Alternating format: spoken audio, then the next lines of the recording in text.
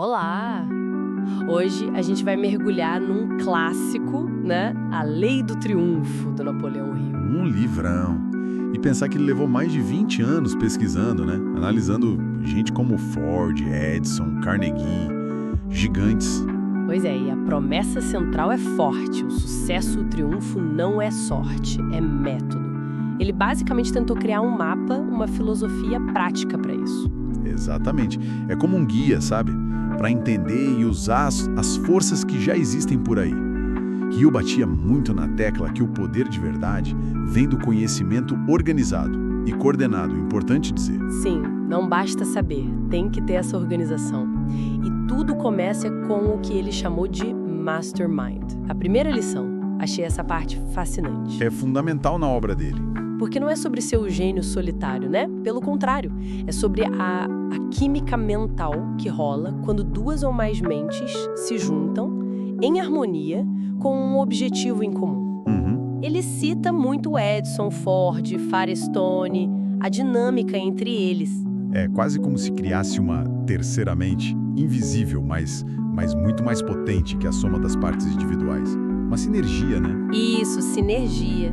Mas essa força toda precisa de direção, claro. Com certeza. E aí que entra a segunda lição. Um objetivo principal definido. Pode parecer básico, né?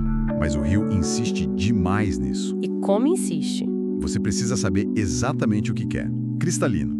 E não só saber, mas escrever, deixar visível, repetir para si mesma, usar a autossugestão para fixar isso no subconsciente. Até virar quase uma obsessão construtiva, né? Ele dá exemplos como Rockefeller no petróleo, o Wrigley, aquele do chiclete. Exato. Foco total.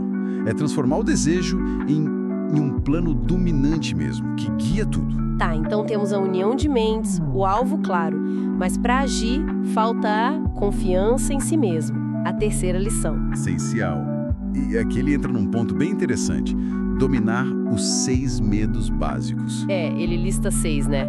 Medo da pobreza, da velhice, da crítica, da perda de amor, doença e até da morte. Isso. E ele via esses medos não só como fraqueza, mas quase como fantasmas, sabe? Que nascem da ignorância e do que ele chamava de hereditariedade social. Medos que a gente meio que herda da cultura. Que interessante isso. E a arma contra ele seria o quê? O conhecimento organizado de novo. Exato. Conhecimento organizado e a autossugestão para fortalecer a mente, para blindar contra esses medos. Faz sentido. E para complementar essa força interna, vem a quarta lição, o hábito da economia. Mas aqui tem um detalhe importante, não é só sobre guarda-dinheiro, ser pão duro. Ah, não. Não. Para Hill, economizar é um exercício de caráter. Exige disciplina, autocontrole e planejamento. É um hábito que, segundo ele, liberta do medo da pobreza, um daqueles fantasmas que a gente falou. Entendi. Quer dizer, demonstra controle, né? Isso. E quem demonstra controle financeiro, argumenta ele, atrai confiança, atrai oportunidades. Ele até diferencia a dívida boa, para investir, da dívida ruim, que escraviza. Bem prático. E a partir daí, a filosofia vai se expandindo, né? Vem outras lições importantes. Sim, ele vai construindo. Fala da importância da iniciativa e liderança, aquela capacidade de agir por conta própria, de tomar a frente. Sem precisar que alguém mande, né? E junto disso, a imaginação. Ele chamava de oficina da mente. Poético, né? O lugar onde você cria os planos, visualiza o sucesso antes dele acontecer. É quase como projetar o futuro que você quer. E para dar vida a essa projeção, precisa de entusiasmo. Fundamental. Mas não um entusiasmo bobo, sabe? Uma energia que contagia, que atrai gente para perto, que facilita a cooperação. Mas esse entusiasmo todo solto não adianta, né?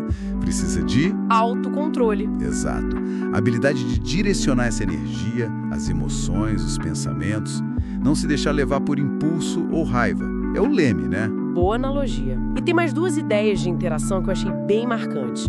Primeiro, aquela de fazer mais do que obrigação. Essa é clássica dele. A lei do retorno, né?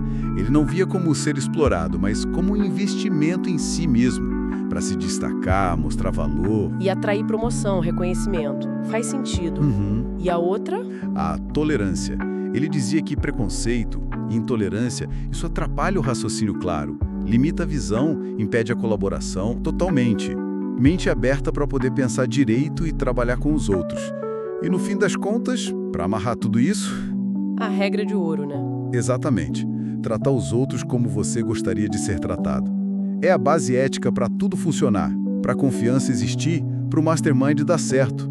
E ele ainda fala sobre aprender com os fracassos, né? Vendo como derrotas temporárias. Sim, importantíssimo. Não é o fim, é só um desvio para ajustar a rota. E claro, sempre com concentração e cooperação. Focar em energia e trabalhar junto. É impressionante como tudo se conecta, né? Não são dicas soltas, é um sistema mesmo. Um sistema integrado. A ideia é que, dominando essas leis, a pessoa deixa de ser só joguete das circunstâncias e passa a ser a arquiteta do próprio destino. É uma promessa bem ousada. Muito ousada. O que me deixa pensando, se o Hill tem razão sobre esse poder imenso do pensamento organizado, direcionado, até que ponto será que as histórias que a gente conta para nós mesmos sobre o que a gente pode ou não pode fazer são as verdadeiras barreiras que limitam o tamanho das nossas conquistas? Uma ótima reflexão para fechar. Fica aí a pergunta no ar.